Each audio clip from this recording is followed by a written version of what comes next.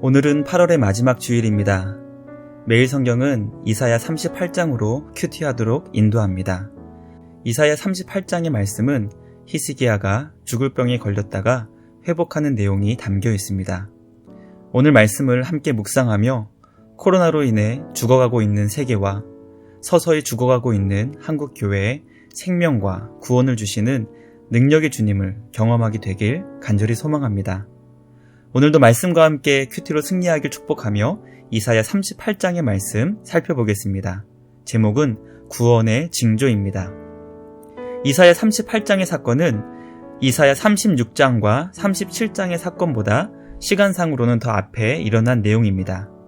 성경을 시간의 순서대로 나열하게 되면 오늘 말씀은 36장과 37장보다 더 먼저 기록되어야 했습니다. 그러나 오늘 말씀을 36장과 37장 뒤에 배치한 이유가 있습니다. 그것은 38장의 사건이 36장과 37장의 사건과 연결시키지 않기 위함이었습니다. 과연 38장에는 어떤 말씀이 있기에 성경 기자는 시간의 순서를 바꾸면서까지 이 말씀을 독립적으로 배치시켰는지 함께 살펴보겠습니다. 38장은 히스기야가 병들어 죽게 된 때 이사야 선지자를 통해 하나님의 말씀을 전하는 것으로 시작됩니다. 선지자가 전하는 하나님의 말씀도 히스기야는 죽게 되었으니 유언으로 후계자를 세울 준비를 하라는 것입니다. 자신이 곧 죽게 되었음을 알게 된 히스기야는 얼굴을 벽 쪽으로 향해 주님께 기도합니다. 얼굴을 벽 쪽으로 향한다는 것은 모든 일을 중단하고 하나님만 찾고 구하는 기도를 했다는 의미입니다. 선지자는 히스기야에게 너의 집을 위해 유언하라는 일을 맡겼지만 히스기야는 그 일을 뒤로 하고 주님을 찾습니다. 히스기야의 기도는 주님 앞에 진실과 전심으로 살았다는 것, 그리고 주님 앞에서 선한 삶을 살았다는 것을 기억해 달라는 것이었습니다. 히스기야는 지난날 자신의 삶을 주님 앞에 고백하며 주님을 위해 살았던 그 삶을 기억해 달라고 통곡하며 기도합니다. 하나님은 이사야 선지자에게 말씀하십니다. 히스기야에게 가서 너의 기도를 들었고 눈물을 보았으니 앞으로 생명이 15년 더 연장될 것이라고 전하라고 하십니다. 또 아수르 왕의 손에서 히스기야의 나라 곧 남유다를 건져주실 것이고 보호해 주실 것을 말씀하십니다. 그리고 그 증거로 히스기야의 아버지 아하스의 해시계의 그림자를 10도 뒤로 물러가게 하시는 초자연적인 기적을 보여주시겠다고 말씀하십니다. 우리는 여기서 궁금증이 생깁니다. 우리도 만약 죽을 병에 걸렸을 때 주님께 살려달라고 간절히 기도하면 병이 낫고 생명을 더 연장받을 수 있게 되는 것인가 하는 질문입니다. 그래서 어떤 사람은 히스기야의 기도를 우리가 본받아야 할 기도의 모델로 정하여 이렇게 기도하면 병에 나을 수 있다고 가르치는 일도 있습니다. 그렇다면 우리는 히스기야가 하나님께 기도하여 병고침을 받고 생명의 연장을 받은 이 사건을 어떻게 이해해야 하나요? 그것은 하나님께서 그의 병을 고쳐주시는 것을 통해 강력한 대적 아수르의 손에서 구원해 주시겠다고 말씀하신 그 사건과 함께 이해해야 한다는 것입니다. 즉 히스기야의 병고침과 생명의 연장은 한 개인을 위한 하나님의 특혜가 아니었습니다. 왕은 그 나라를 대표하며 동시에 그 나라와 함께 하나로 운명이 묶여있는 공동체였습니다.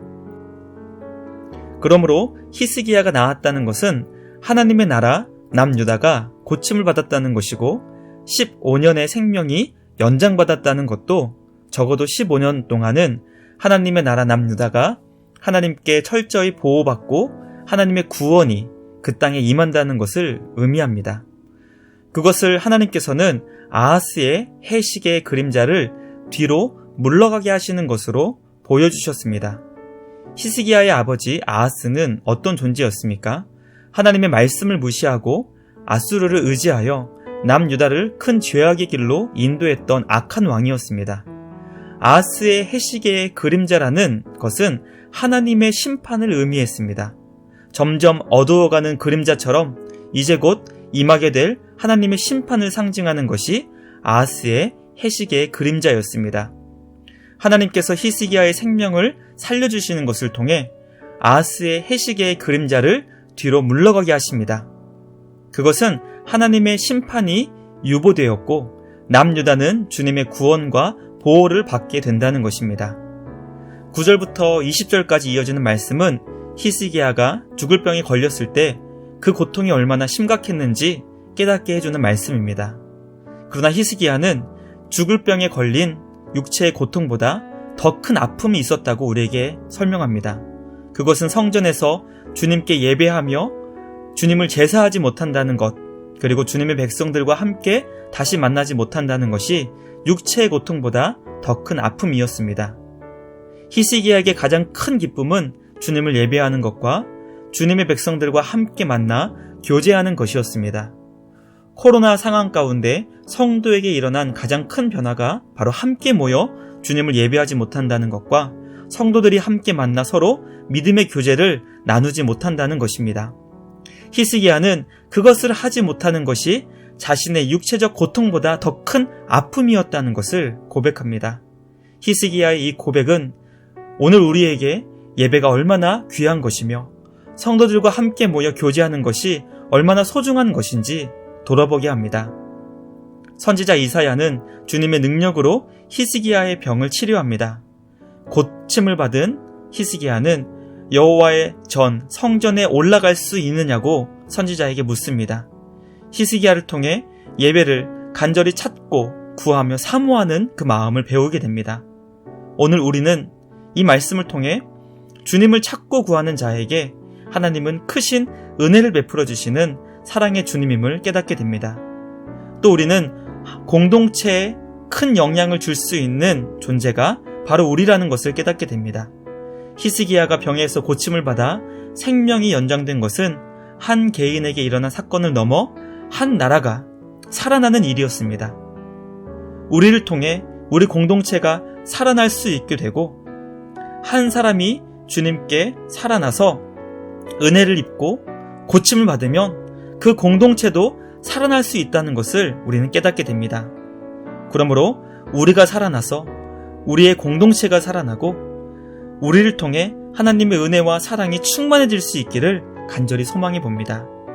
마지막으로 병에서 고침받은 히스기야가 주님의 전에 올라가기를 사모한 것처럼 우리 안에 예배에 대한 간절한 마음이 얼마나 큰지 돌아보게 됩니다.